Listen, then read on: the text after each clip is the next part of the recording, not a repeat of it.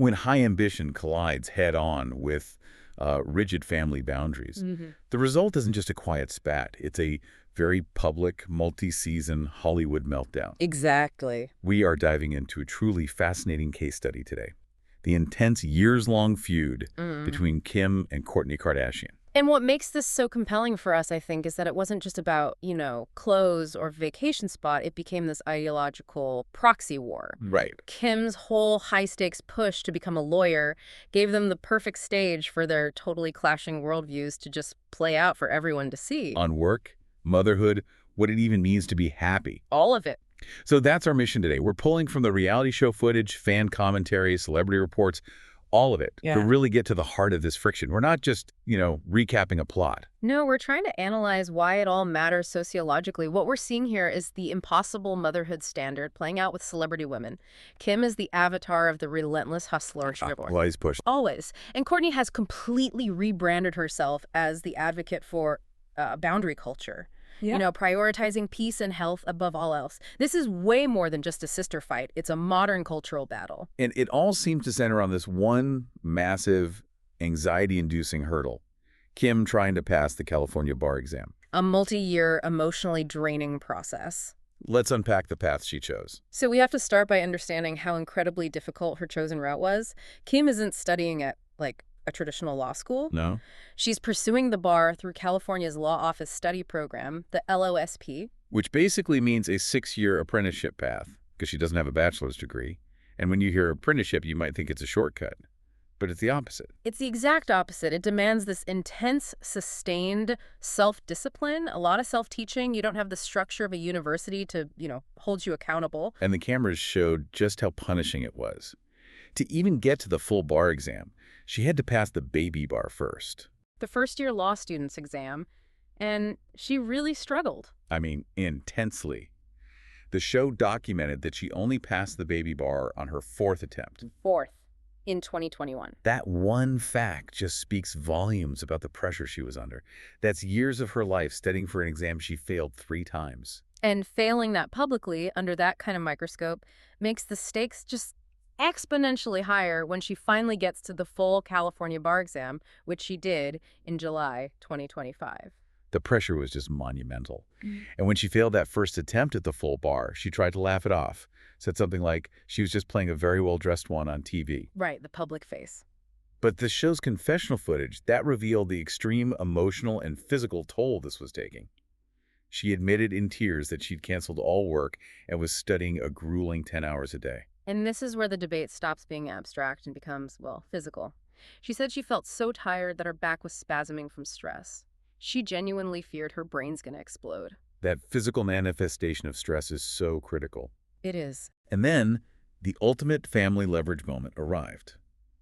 Right in the middle of all this, Kim reveals that a preventative scan found a small but concerning aneurysm in her brain. That information changed everything. It turned a career goal into an existential risk. Right. And while doctors apparently told her it had been there for years, the warning was explicit.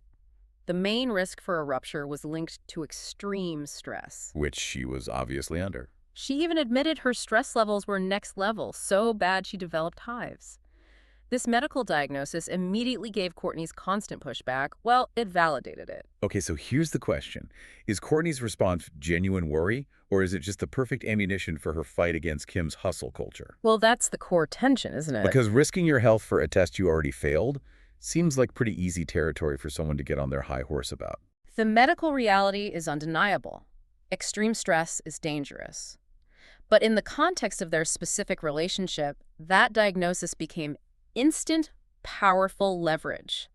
It let Kourtney frame her concerns not as judgment, but as a medically justified intervention. You can't argue with an aneurysm. You really can't. So you're pushing your body to the limit, risking your actual health for this one goal, and that desperation. It led her to some pretty unconventional study methods, which leads us right to her unhelpful, insulting, frenemy study partner. His stress levels were so high, the time commitment so impossible. I mean, it's almost understandable that she'd look for any advantage, even an unconventional one. Unconventional is an understatement. Forget study groups. Kim's most unreliable study partner was an AI. ChatGPT. She publicly admitted it. It's so reflective of our time, isn't it? Outsourcing deep thinking to this imperfect machine. She confessed to using it for legal advice, for test questions, and the bot just consistently led her astray. She said it made her fail tests all the time. And the most fascinating part is her emotional reaction to it. Oh, yeah. She said she'd get so frustrated she would literally yell at the AI. The irony is just... Yeah. It's perfect. Here's this incredibly driven woman looking for a shortcut from an algorithm, and the algorithm just keeps failing her. And what did the AI say back when she yelled at it? It told her to trust her own instincts. It became her virtual therapist. It's the perfect metaphor for her struggle, isn't it? She's seeking external validation from a degree, from a machine, only to be told the answer was internal the whole time. Exactly. But this whole distraction and the health scare, it just gave Kourtney the opening she needed to launch her main critique. The maternal disconnect. Yes, Kourtney's question was so simple but so devastating, especially with the health warning hanging over everything. Isn't there a time to do it later, once your kids are more grown and they don't need you as much? Oof. That cuts right to the heart of the impossible motherhood standard. It implies that this professional goal has a direct cost. A cost paid by her 4 young kids, North, Saint, Chicago, and Psalm. Kourtney is essentially saying Kim is choosing ambition over her immediate maternal duties. And Kim's defense just perfectly laid out the ideological battle lines. She snapped back, calling herself a workaholic who loves learning and would rather be in effing law school than sitting at home all day.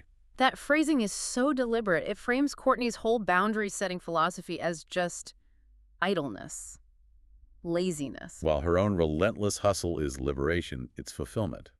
This isn't a new fight for them, though, right? This goes way back. Oh, absolutely. This tension was the foundation for that infamous physical brawl they had in 2020. That was triggered explicitly by Kim accusing Kourtney of lacking a work ethic. Right. Work ethic is like the highest virtue in that family. If you don't have it, it's a moral failing. It is. So to fight back against the mom guilt Kourtney was serving, Kim insisted she balances everything. She claims she takes the kids to school every day. She's home for dinner. She tried to position herself not as an absent mother, but as a role model. Modeling the behavior of a dedicated, ambitious student for her kids.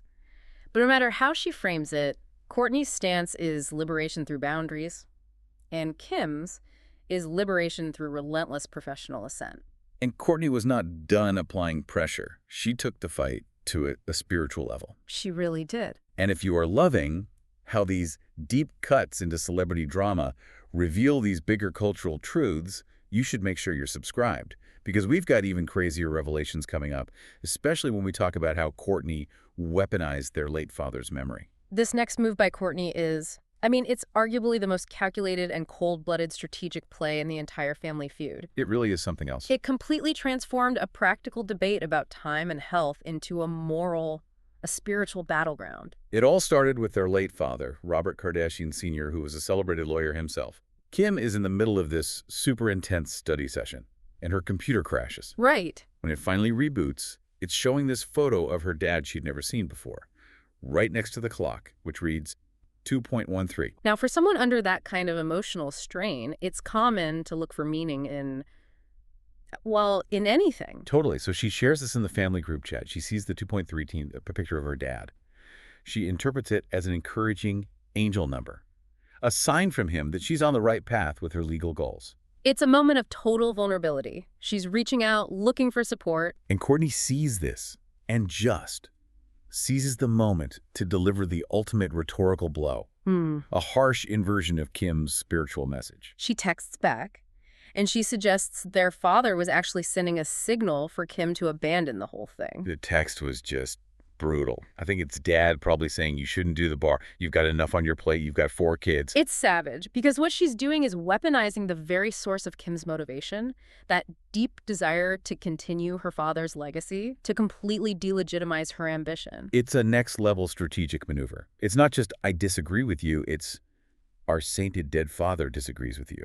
It's so calculated and so effective.